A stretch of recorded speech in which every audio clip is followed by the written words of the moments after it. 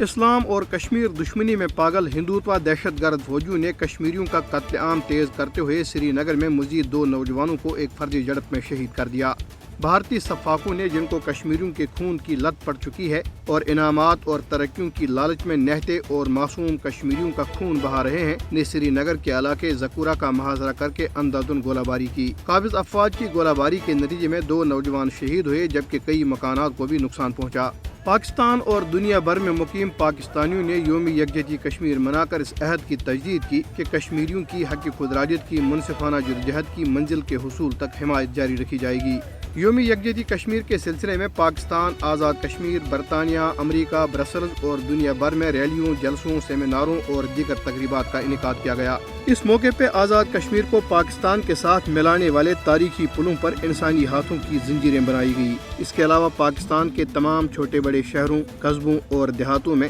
سیاسی، مذہبی اور سماجی تنظیموں نے ریلیوں کا انعقاد کیا جن میں تمام طبقائی فکر کے لوگوں نے بڑھ چڑھ کر حصہ لیا۔ یوم یکجہتی کشمیر کے موقع پہ صدر پاکستان، وزیر اعظم عمران خان، آرمی چیف اور دیگر قائدین نے اپنے خصوصی پیغامات میں کشمیری عوام کو یقین دلایا کہ پاکستان چٹان کی طرح کشمیریوں کے ساتھ کھڑا ہے۔ مقبوضہ کشمیر میں کل جماعتی حریت کانفرنس کے رہنماؤں نے حق خودارادیت کے حصول کے لیے کشمیریوں کی جدوجہد کی غیر مشروط اور غیر متزلزل حمایت کرنے پر پاکستان کی حکومت اور عوام کا شکریہ ادا کیا ہے۔ حریت رہنماؤں نے کہا کہ پاکستان کی مسلسل حمایت مظلوم کشمیری عوام کے لیے ہمیشہ حوصلہ افزائی کا باعث رہی ہے۔ انہوں نے کہا کہ پاکستان تنازع کشمیر کا ایک اہم فریق ہونے کے ناطے کشمیریوں کو درپیش مشکلات اور مقبوضہ علاقے میں بھارتی فوجوں کی طرف سے جاری انسانی حقوق کی سنگین خلاف ورزیوں کو ہمیشہ علاقائی اور بین الاقوامی سطح پر مؤثر طریقے سے اجاگر کرتا رہا ہے۔ انہوں نے کہا کہ 5 فروری پاکستان میں ایک انتہائی اہم دن بن چکا ہے کیونکہ اس دن لاکھوں پاکستانی یہ اعلان کرتے ہیں کہ وہ اپنے کشمیری بھائیوں کے ساتھ کھڑے ہیں اور ان کے پیدائشی حق خودارادیت کی مکمل حمایت کرتے ہیں۔